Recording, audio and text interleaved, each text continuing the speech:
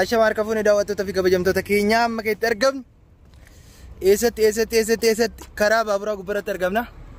Kuni kan Finfinnee irraa jechuudha.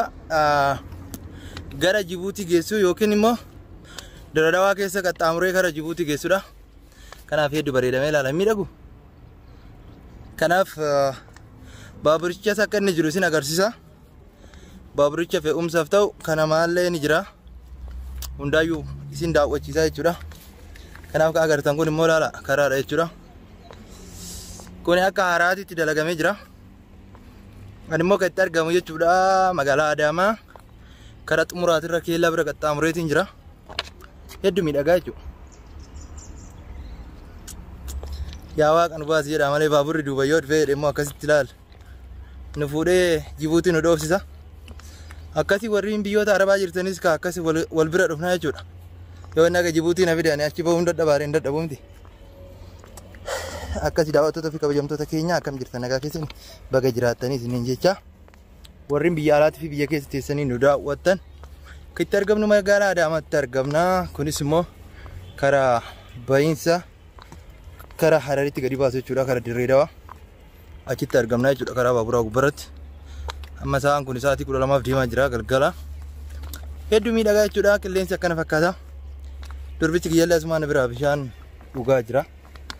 Isatu karaa kana na bashannansiisaa jira. Shabaa jirtu harka fuune jaalatamtoota fi kabajamtoota daawwattoota Kush 5 show. Kush 5 show akkana fakkaata kunoo keellaa bira dabarfanneetiin amma ka gara Hararii gaddeemu jirra. Naannoon kun ammoo asirraan itti aanee Kurfaa kan jedhamutu jira. Asii gadirraa ni kunoo akkana fakkaatti Oromiyaan keessa gaara isaanii kunoo akkana babbareedu tanaa jira. Isinillee gaaf takka ni dhuftanii jee inshallah. Hanga dhuftanii ammoo karaa kanaan daawwadhaa isiniin jenna. Hedduu miidhagaa galatoomii durboo kiyya galatoomii siin jecha. Akkuma agartan jechuudha galgala namni hunduyyuu baheeti waqtii godha. Ni agartan gamatti jechuudha. Dubartoonnis dhiironnis kunniin amma isaa kana waqtii irra jiranii akka carraa jaalallee isaanii fa'aa eeggachuu fa'aa mala. Akkana jechuudha kan ni bareeda. Anis immoo durboo kiyya wajjin waqtii godhaa jira. Waaqni haala fiisuka. Qilleensa Oromiyaa hedduu namatti tola hedduu miidhagaadha. Warreen biyya keessa yaaddaniitiin yoom kara biyya keenyaa dhufaa jettaniitiin yaaddan immoo Waaqni isin haa fidu. Guyyaa tokko dhufuun keessan hin oolu. Ani immoo erga Oromiyaa galee amma hedduu natti tolee jira. Qilleensi kan nyaatanis qilleensa. Akkuma siingiliin jedhe sani akkami naguma jireenyi badhaadhaa kan nyaattan dhadhaadhaa qabaattan dhakaadha akkuma jedhame nuti dhakas baachaan jirru. Dirree makanarra ofirraa waqtii godhaa jira jechuudha. Kanaaf daawwattoota fi kabajamtoota keenya akka itti argamnu akkuma isiniin jenne karaa baaburaa gubbaarratti mii maal akka fakkaatu wajji maal laalla. Naaf jiraadhaa naaf galatoomaa like subscribe gochuun immoo hin dagatina. Yoo isinitti tole immoo share gochuullee hin dagatina isiniin jecha. Akkana turtii guyyaarraa dubroo yoo wajjin taasise hedduu na gammachiisee jira hedduu natti tolee jira. Gaara kana keessa waan si gaafadhu moo waan na dhibee jira. Bineensi guyyaa yuusa gaara kana keessa bineensa jira jedhanii. Adiin gadda immoo yoggaa mana kee dhufee jedhe immoo akka jarraa ta'e erguma bari'ee jedhe waraabessa yuusu dhaga'ee beekta. Kanaaf waraabessi kun nama nyaata moo nama nyaatu? Waraabessi inni gama galgalaa nama deemu hin dhiisu. Gama guyyaa kana hedduullee namatti dhiyaatu ni jira. Gaara kana keessa kunoo ni jira. Gaarri kun akkuma argitu kun asitti warshaatu jira. Kan lafaa taatanii baasu jechuudha. Kana kun fuuldura keenyatti deemaa jirra. Isinitti bira gahuudha kaane. Ni jira waraabessis ni jira. Garuu hanga takka walitti nama keenyaan dhufeenya qaba. Innis gama sa'aatii tokko 12 walakkaa booda ni bada. Gama dhokataa galgala kagenni bahu. Garuu itti dhufnaan waan nama dhiisu natti hin fakkaanne. Ati garuu guyyaa tokkicha si rifachiisee hin beeku? Na rifachiisee akkamiin na rifachiifne akka jaabaatti na rifachiisee beeka as keessa osoo hin ta'in naannoo biraatitti. Hedduu takka karaa sichi gara Suudii kana gizee qaxxaamuruuf deemu naannoo Sumaalee keessatti jechuudha. Akka ajaa'ibaa kanan nu rifachiiseetiin jira. Mudannoon isaa mudannoo ajaa'ibaati. Tole mee mudannoo irraa daawwattoota kiyyaaf maal himtame warreen keessattuu karaa kana taariba deeman hedduutu jira. Atis isa keessa isa tokko. Kanaafuu mudannoo karaa kanaa natti miti miidhaa inni qabuu fi bu'aa inni qabus osoo daawwattoota kiyyaaf keette. Ajaa'iba beekta nama afur taanee deemne tokko obboleessa kiyya. Namni lama ammoo warra hiriyaa turanii. Nama afur taanee osoo deemnu beekta halkan dhiitetiin diinni ramadaana waa akkas jenneetiniin dalaga gorree beekta jara dheessutti wacaalitti jechuudha. Bineensi wacaale immoo namni karaa isaan deeme baay'ee tokko hamaadha. Sa'aatii 12 wayitti ga'u ni ba'a. Bootanii deemnee halkan beekta jara san dheessuudhaaf dalaga gorree rafnee mishingaa wayii keessa jechuudha. Uummatatu harka kiisitti nama oofaa jechuudha. Uummanni harka kiisitti nama oofaa akkatti argisiisanitti dhoksanii jalaa baasuu hin danda'anii. Ajaa bakka hin dhokannee jennaan halkan dhufeetiin beekta jara dheessutti inni immoo kakiisa nama fattashu ka caalu dhufee beekta ribaan kaase galgala dhufee. Simbooda bakka sodaannetiin deemnee baay'inni isaa hedduu baay'eedha. Waraafichi jechuudha. Ni kaanee achi yaanee jalaa dhokannee jechuudha. Deemnee wayita gandaatitti dhiyaanneetiin hin jennu beekta mana wayii jala gallee rafne. Afran kana keessaa tokko wayiiti itti akka manaa matti dhufe beekta. Isaa rafuu jechuudha. Isaa rafuu kaa fiilmii banateetu waan laalu kutee beekta uma guyyaa gizee san nu godhe san laalaa ture. Agaa nuti ni rafnaa osuma hirriba keessa jirruuti ka achi ol uttaale. Uttaalee jennaaniin maali jennaaniin kaa qoree wayii fuudhee qilleensa itti maxxansee beekta mucaa. Maali jennaaniin yaa boo asii saree wayitti as bira kutee jennaaniin hayi sareen duuba kutee maal wanti hirribaas iyyisiisu maali jennaaniin inni dhoyfatuufi beekta. Marraa lammaffaa qilleensi akkana godhee muka wayii fuudhee itti fidee beekta muka qoree qabu kan. Mucaa keetii osoo inni ilaal fiilmii san banatee ilaalaa jiru manaa itti fidee saniin booda bararee ol ka'ee wayita ol qabu inni qabatee jira. Itti nama afuriin jira akkuma siin jedhe inni ol ka'ee wayita lafa ol qabu tokko wayii ka ayilaandii qabatee abbaa lamaa kana ilaali sirrii kilaashii nama tokko tuutiin kakak itti godhee beekte. Kun ammoo buleessi kun maratee marxoo taamiila maratee ciisaa beekta. Chaachuu jedheetiin haala sanii mudannoo akkanaa kana dabarsine siin jechuu barbaade karaa kanatti waa'ee bineensota irraa ka'eeti. Akkana fakkaata mudannoon karaa kanaa waa baay'eetu jira. Kaan immoo bal'inaa waliin qaban jechuu barbaade. Tole sammalee jechuudha haalli karaa kanaa hedduu yaachisaadha beekta yoggaa karaa taaribaa kana deeman. Akkana. Waa hedduutu jira. Sammalees yoggaa taariba deeman haalli dooniitti yaabbatanis miidhaan karaa kanas warreen taariba illee jechuudha namoota keenya hedduu miidhaa turanii. Atis yeroo sanitti mudannoon sirra gahee mudannoo waraabisaa kana qofa osoo hin taane kan biras sirra gahaa jedheetiin yaada. Hedduu jira waa hedduu jira. Kanaafuu mee gorsaatti karaa taaribaa kana namni akka hin deemne gorsituufi moo ni deemaa jettee gorsita moo hin deeminaa jettee gorsita mee asirratti. Amma beektaati isa ganaa deemuuf hin deeminaa jechuu dhiisiti. Inni deemee gisee waan isa waliin argine ayyuttuma deebi'a beektaa karaa kana namni hedduu irraa waa duubatti hin deebi'u. Kana wanni godhu baa inni beektaa ka abbaa dhabuudha biyya tana keessa osoo abbaan jiraatee jedhee biyya irraa guddaan osoo hin taane biyyi teessuma biyya itti godaanan turte. Alaa kulli haaliin ka haalli jireenyaa ammoo sammuu hundaas irraanfachiisa waan bira kutte mudannoo bira kutte kana dhiisteetumaaniin karaa kana bifa haara yaan lammatas itti deebita. Kana wanni godhee biyya keessa bilisummaa dhabuutu kanaatu godhe. Biyya teenya bilisummaa itti haa fidu. Biyya ba'uun ammoo baay'ee tokko ulfaataadha.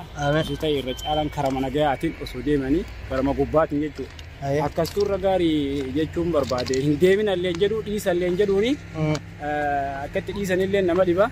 Akkitti deeman ammoo sanuuyyuu caala akkana siin jechuu barbaade waan kanarratti wanni ani homaa jedhu hin jiru siin jechuu barbaade. Galatoomi dubroo naaf galatoomi daawwattoota fi kabajamtoota keenya warreen biyya alaatii fi biyya keessaniitiin viidiyoo kana daawwataa jirtan akkasiin barumsa gaarii irraa argattan abdiin qaba. Mudannoon isaa ammoo waa'ee waraabisaa hedduu nama ajaa'ibsiisa.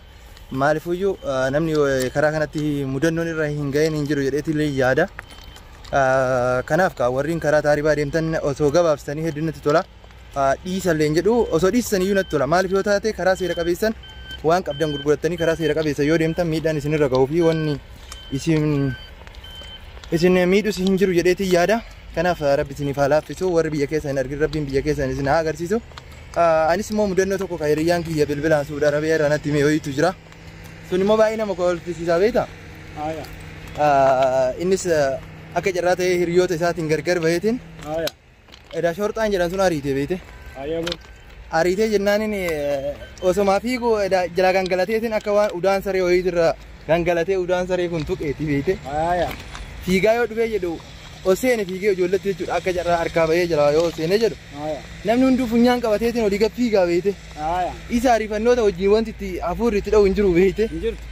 Akkasitti booda funyaan qaqqabatanii maali eessaa dhufte jennaaniin akkatti bara ispoortii osoo dalaguu jedheen inni san dhoyfachuuf beekte. Shorxaan aaree jechuu qaanfateetiin san dhoyfachuuf ispoortii osoo dalaguu akkanatti fuuree dhufee jedheen beekte. Namni hunduu biraa fiigee gabbayee ofirra laalu udaan sareeti kan irra jiru. Bakka gangalateetti tuqee jechuudha akkasii fiigeetiin uffata wajjin mana fincaanii seenee uffata achitti ofirraa baasee sanis achumaan makisalaa ofirraa kaayee jechuudha. Kanaaf mudannoo hedduutu jira namoota keenya baay'ee miidhee jira wanni akkanaa kuni. rabbiin biyya abbaa isaaniitti isaan haa galchu. Agalcha habilii soomsi jenna. Daawwattoota fi kabajamtoota keenya kanaafiyyuu galatoomaa nuuf ulfaadha. Amma naannoo kanatti kan argaa jirtan jechuudha. Kunis warshaadha. Warshaadha kaa jechuudha. Kunis kachaa'ina tina fakkaate ka namni biraa waan qabu natti hin fakkaanne kun warri ni agartani. Kanaaf sagalee baaburaallee duuba kanaa dhagaa jira na fakkaate. Viidiyoo sagalee baaburri waan kalaa jiruuf viidiyoos maree isinii gadhiisa. Kanaaf turtii gaarii isiniif haa ta'u kararraa goreetiin viidiyoo isinii mara. Nagaan naachi jiraadhaa waaqni isin biraa jiraatu. Share subscribe gochuu hin dagatinaa isiniin jedha hanga viidiyoo biraatiif walitti deebinutti nagaan naa tura. Kanaaf kararraa goree. Qilleensa Oromiyaa fuunfadhaan isiniin jenna yaaboo. Hayyeenaaf galatoomii amma baaburichi dhiyaataa jira na fakkaate. Kanaaf viidiyoo isaa hanga xumuraatitti isinii mara maal akka ta'e baabura akkam akka ta'e ana isinii mara. Kanaafuu turtiin keessan na wajjin isin haa ta'u isiniin jedha viidiyoo biraatiin hanga walitti deebinutti nagaan naa tura. Naaf jiraadhaa subscribe share gochuu hin dagatina. Jalatti immoo koomentii naaf barreessaa. Turtii gaarii isiniif haa ta'u. Daawwattoota fi kabajamtoota keenya akkuma reef isiniin jedhe kun baaburrichi dhufee jira. Wajjumaan laallame.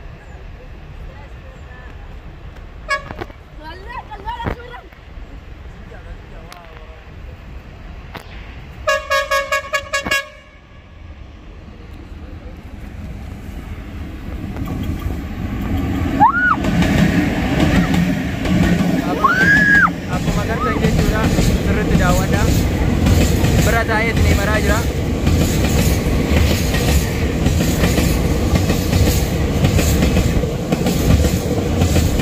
Bira taa'ee isin maraa jira.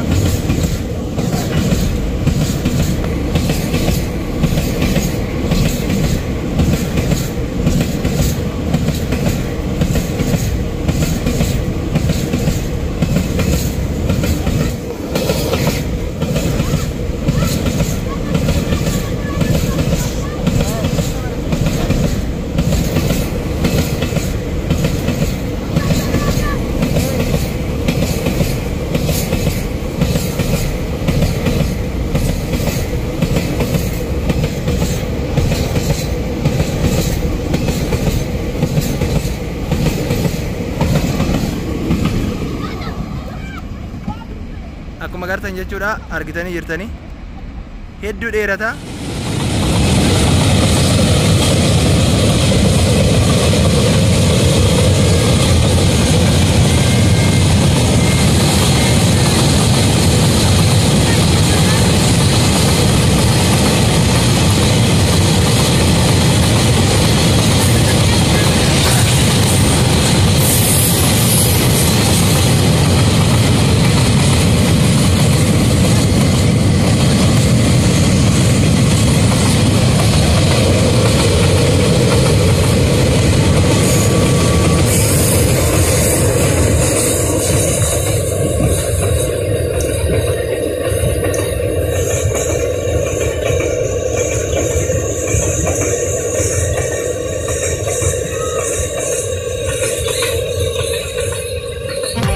Oromo, abbo galito.